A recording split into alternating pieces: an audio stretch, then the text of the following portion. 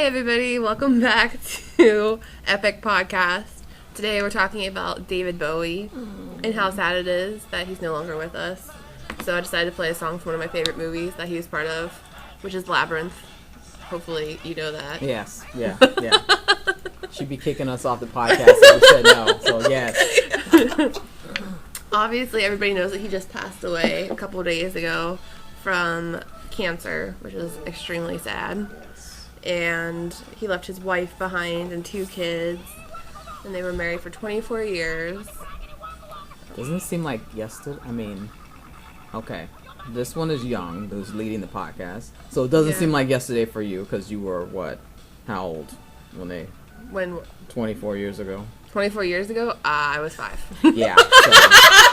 But I hate to say that. I actually remember these guys getting married, so now I feel, I'm not going to tell my age, I feel old. Yes. And I feel really old knowing that he's gone. I mean, I can't believe he was, what, 69? 69.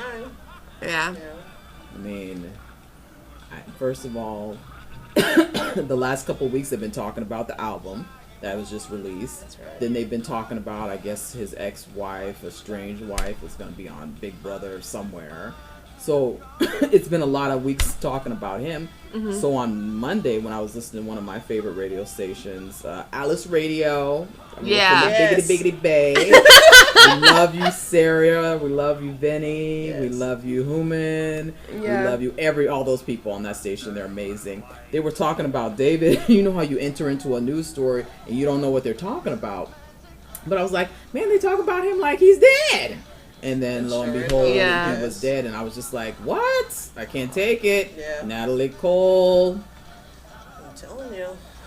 Who's next? Yeah. I don't know if I can handle anybody else. But I was not prepared for him to be leaving this place anytime soon. Yeah. 69 is like young. The new 40, exactly. Right? It really is. Yeah. I remember when he made that big comeback, like in the 80s. And not that he ever goes anywhere, but it's just nice, like, when stars come back that your parents grew up listening to. My parents grew up listening to him. They had a huge appreciation for him. And then they reinvent themselves, like they were talking about. Like, David Bowie was like the king of reinvention, you know? Like, we think about Madonna, we think about this. It's like, no, he was the one that did all that reinventing, you know, that other people have also figured out that they need to do if they want to stay current. But man, and we hadn't seen him in a long time, so at least he was doing what he still liked to do, which was music. And they were talking about how he was even ahead of his times when it comes to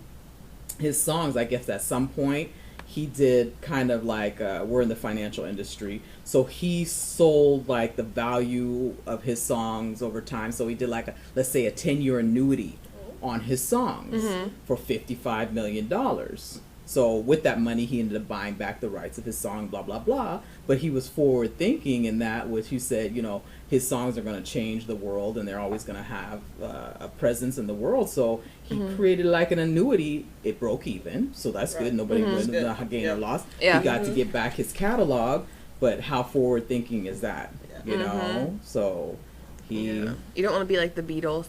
No. Absolutely not. Okay, I know. Which is like beyond. They're missing amazing amounts of money. Yeah, yes. Big time. It's like, woo. Yeah. And what it would cost, probably trillions to buy it back. Yeah. Who owns it now? Because Michael Jackson owned it. He sold a portion of the catalog. Yeah. I'm sure it's been sold. I'm sure. For a crap load of money. Hell yeah. So, do you have any fond memories about him? You know you use him as your fashion consultant, girl. I'm not gonna we're not going to tell lots you of spandex and bright colors here. I'm sorry to say, but I don't really... at my age, at that time when he was, I mean, you know, listening to his music and stuff, I just never really got into that kind of music. I was more into, like, the country, you know, and, you know, the pop and the... You know, I know that he doesn't do... I know I got to diversify. Well, listen to his stuff now. Yeah.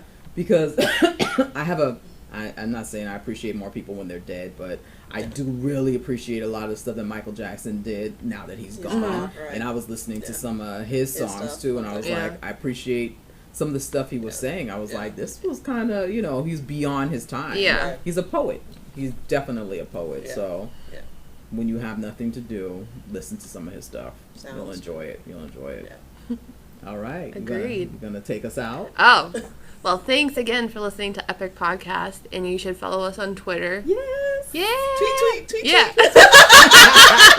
And share us and whatever you do. I have no idea because I don't have it, but thank you again for listening to another episode of Epiq Podcast. Thank you. Thank you.